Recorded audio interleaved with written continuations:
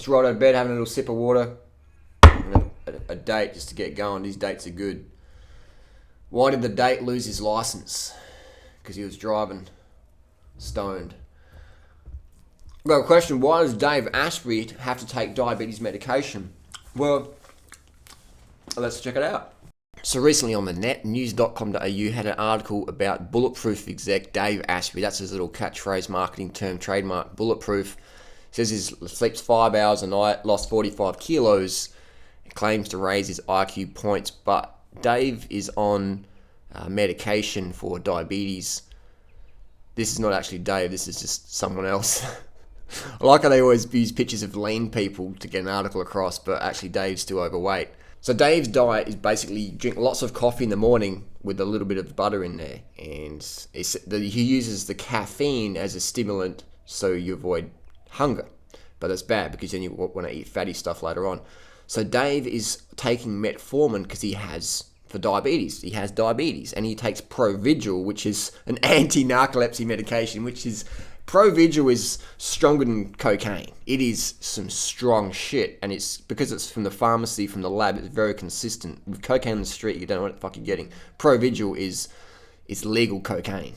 It's fucking strong shit to boost his brain power, stay focused, because he's got a lot of stodge, all the fat in the blood, you can't think. So to do the high carb diet, you don't need Provigil, you don't need metformin. To do the low carb, high fat diet, you definitely need the metformin to boost your insulin, and you definitely need Provigil to think, because you will be thrashed on the low carb diet. You won't be able to think. So why does Dave Asprey have diabetes? Simply because of his high fat diet. Easy. So I'm glad that Dave is transparent. I mean, a lot of his followers don't know he has to take diabetes medication, testosterone, and modafinil. Dave's been taking testosterone for the last 10 years. He's reasonably transparent about it. It's on his blog. He takes the modafinil Provigil drug, which is an anti-narcolepsy drug, which is like powerful stuff. I mean, it's like 60 Minutes did a show with him and said, Dave, maybe if you don't take the modafinil Provigil, what would happen to your brain function? So he did that, and he goes, couldn't work. So it's not the bulletproof coffee, it's the Provigil diet, it's the modafinil diet. What's your secret? Medication. It may seem utterly fantastical, but not so, says Dave Asprey, a successful executive. He often gets up at 4:45, pops a pill, prepares breakfast for his 2 children. Really? There you go. Then gallops into his high-pressure job as vice president of a billion-dollar internet security firm. This can be the difference between I'm just making it through the day to I had like the best day of my life. The drug is called Provigil. It's only approved for narcolepsy, sleep apnea, or for people who work irregular hours. But many people are now taking it for an off-label use to boost energy and focus. The drug, which has been nicknamed Viagra for the brain, is quietly being used by military pilots, pro athletes, pro poker players, and maybe by the man or woman who's kicking your butt at the office. On the internet, there are hundreds of sites evangelizing for Provigil, explaining how to get your doctor to prescribe it to you or how to get it without a prescription. In fact, there is literally one site called buyprovigilwithoutprescription.com. We found a whole secret society of the successful using Provigil to get ahead. The lobbyist who gets up at 5 a.m. for 2 full workouts before work. I could not do this without the Provigil. It wouldn't be the same. From what you're saying, it sounds like it's hard to overstate the impact that this has had on your life. It's amazing. I just don't get it why more people don't know about it. The computer programmer who can now write code for 12 hours at a time. It helps you focus up for exceptionally long periods of time. And the brain researcher finding connections nobody else is seeing. It's just a clear day. The fog isn't there. Turns out they are sisters, but the brain researcher can't get a prescription. So the 2 women have established their own little black market. How often do you send her pills? Well, the poor thing. She tries to use it very sparingly so that I don't have to send her as much. But she says, too, that she couldn't live without it. We call it the miracle drug. Dave Asprey, one of the few people willing to go public with his Provigil use, says he once flew 20 hours to Australia with almost no sleep, got off the plane, took a Provigil, and delivered a series of speeches that were so good they made the local papers. It worked. Recently, a reporter for Current TV took Provigil, Down the hatch. Cheers. and 24 hours later, with no sleep, he was intently assembling furniture at 3 in the morning.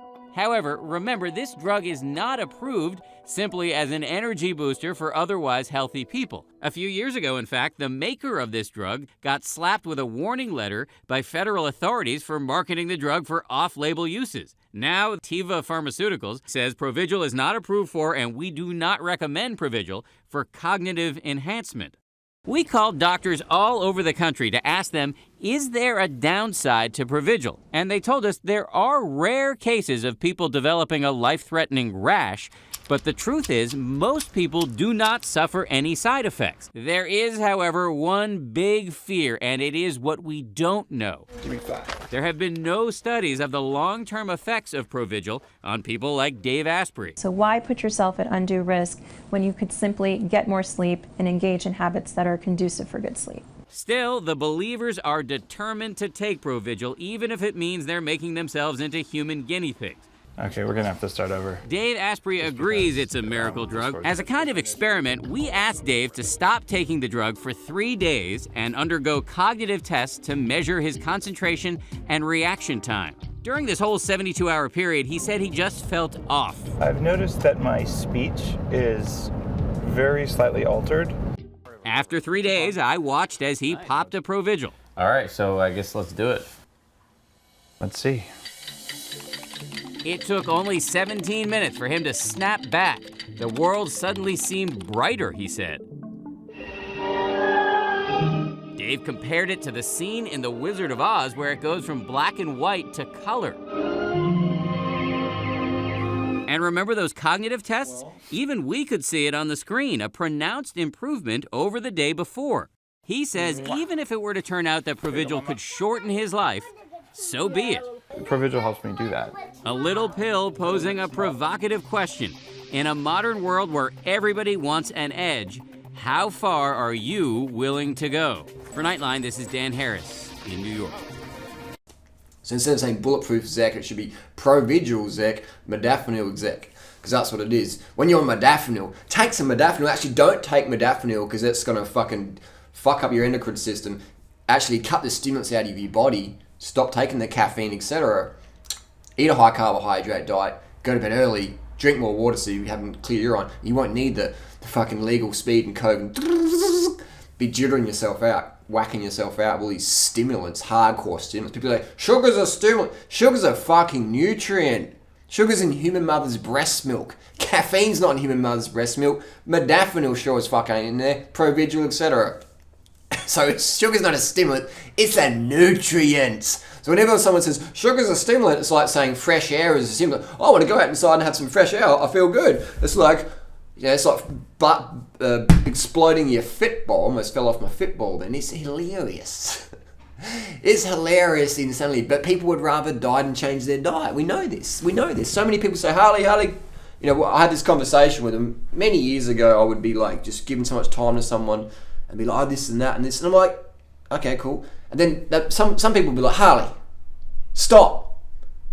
I would rather fucking die than change my diet. I appreciate all the effort you put in, but I'll just be honest with you, I'd rather fucking die than change my diet. And I'm like, why didn't you tell me an hour ago? We could have saved a lot of back and forth. Most people would rather die than change their diet.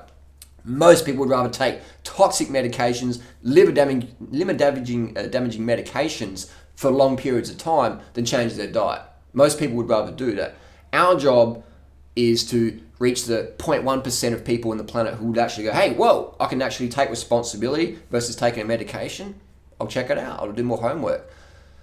That's what it's about, is doing your homework. So why did Dave Asprey take metformin? Because he has to. Otherwise he would die without it. His blood sugar will get so high, he'll go in diabetic coma. So Dave Asprey has to take the medication. It's a good thing he does, but if he got in Dr. Neil Barnard's program reversing diabetes, he would no longer need it. So I would recommend Dave Asprey get in contact with Dr. Neil Barnard and work with that doctor about getting him off diabetes medication, getting him on a high carbohydrate diet, getting his fat down, protein down, getting his weight down as well.